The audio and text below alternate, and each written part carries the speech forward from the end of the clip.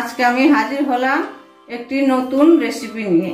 ঘরোয়া পদ্ধতিতে কিভাবে দই ফুলকপি রান্না করে দেখে নিন, সেটি ভিডিওটিতে দেখাবো। আবারও প্রত্যেককে স্বাগত জানাই উমার কিচেনে। দই ফুলকপি রান্না করতে কি কি উপকরণ লাগে আপনারা দেখে নিন।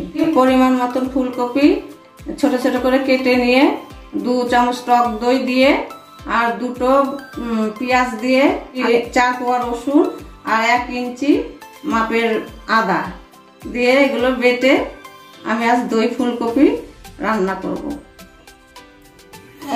আদাটি থেতু করে 4 কোয়া রসুন দিলাম। এবার পেঁয়াজ কুচি বাটবো। আদা রসুন পেঁয়াজের মধ্যে 2 চামচ টক দই দিব। এবার ভালো করে মিক্স করে নেব। 1/2 চামচ নুন দিলাম,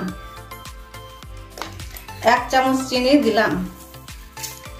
মিক্সড করে এর সঙ্গে মিক্সড করে তখন আমি দই ফুলকপি টক দই ফুলকপিটা এর মধ্যে দিব। ফুলকপি তা রসুন পেঁয়াজ বাটা আর টক দই 2 চামচ, 1 চামচ চিনি আর 1 চামচ নুন। এবার আমি ফুলকপিতে এই মশলাটা মিক্স করে মাখিয়ে কড়াইয়ে দিব। মাখানো হয়ে গেছে, 1 ঘন্টার মতো ঢেকে রেখে দিতে হবে, তারপরে আমি রান্না করব। এবার আমি 2 চামচ ঘি দিলাম। 2 চামচ ঘি দিয়ে আপনারা বাদাম তেল দিয়েও করতে পারেন, ঘি না দিলেও হয়, কিন্তু আমি ঘিটা দিয়ে দিলাম।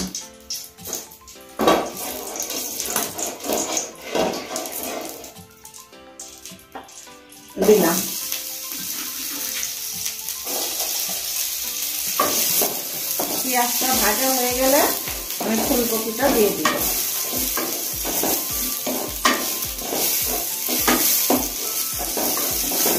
এই ফুলকপিটা 1 ঘন্টা ঢাকা ছিল, ঢাকার পরে 1 ঘন্টা পর আমি এখন কড়াইয়ে দিচ্ছি।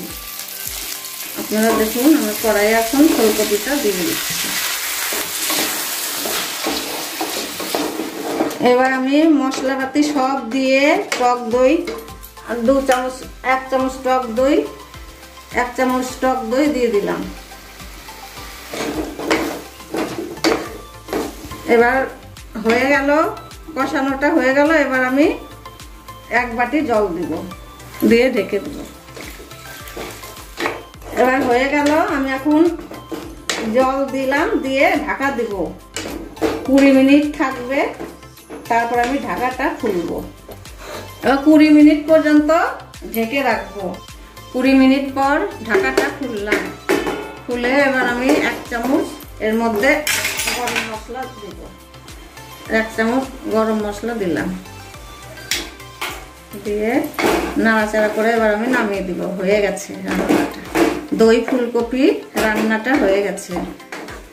আপনারা দেখুন দই ফুলকপি টক দই দিয়ে দই ফুলকপি কিভাবে রান্না করে। আপনারা ঘরে রান্না করে সহজেই খেতে পারেন। দই ফুলকপিটা হয়ে গেল, এবার আমি নামিয়ে দিই। এই ধরনের রান্না পেতে গেলে আমাকে সহযোগিতা করুন এবং ভিডিওটিকে প্রচুর শেয়ার করুন। ধন্যবাদ।